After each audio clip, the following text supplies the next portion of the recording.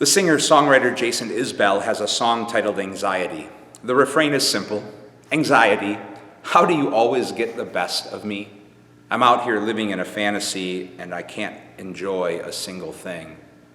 A song that expresses the power of worry and anxiety in our lives, how it's able to diminish any sense of joy. And if your life is touched by worry and fretting and anxiety like mine is, I suspect we can all relate to those words of that song and the power of anxiety, even though the song suggests that a lot of anxiety is born out of living in a fantasy where we think we can control more than we really can. Nonetheless, worry and anxiety and fretting is a powerful and real part of our humanity.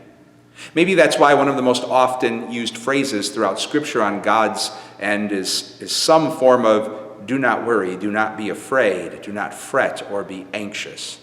In Psalm 37, the psalmist sings that invitation over and over again. Do not fret. But it's more than just words, as though it were that easy. Don't worry, be happy. The psalm suggests that the remedy to our worry and anxiety is continually turning our lives towards trusting in love. And what is trust but a recognition that we don't have as much control as we think we might have? If your life is touched by anxiety and worry and fretting like mine, we're given a holy invitation today to pause and pray.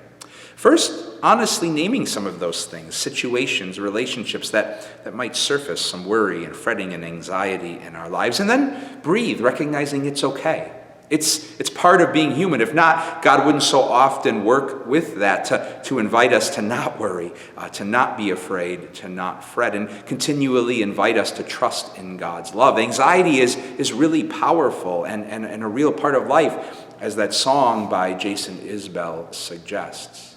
And also to breathe, because there isn't a once and done fix to our worry and anxiety. It's not about finding that remedy that cures it once and for all. Again, that's why God continues to come back to it so often throughout Scriptures. Rather, our work is much more of a lifelong practice of turning our lives to trust in the love that's continued to be offered to us in the midst of that anxiety.